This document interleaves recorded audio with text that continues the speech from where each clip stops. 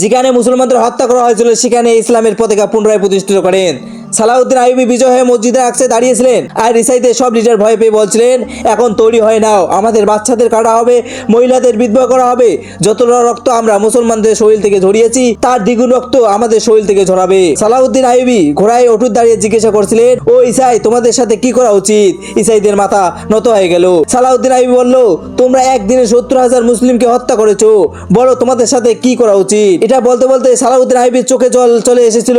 তিনি অনেক কেঁদেছিলেন আর বললেন, আমি তোমাদের সাথে ওটাই করব যা আমাদের নবী করিম সাল্লাল্লাহু আলাইহি সাল্লাম মক্কায় কুরাইশদের সাথে করেছিলেন। যাও, তোমাদের কোনো সাজা হবে না, তোমরা মুক্ত। যে এখানে শান্তিতে থাকতে চাও, সালাউদ্দিন আইয়ুবী তার বন্ধু।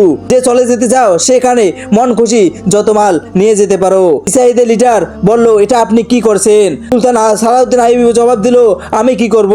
আমি ওই নবীর কথা শুনেছি যে আমাকে মাফ করা শিখেছেন। সুবহানাল্লাহ।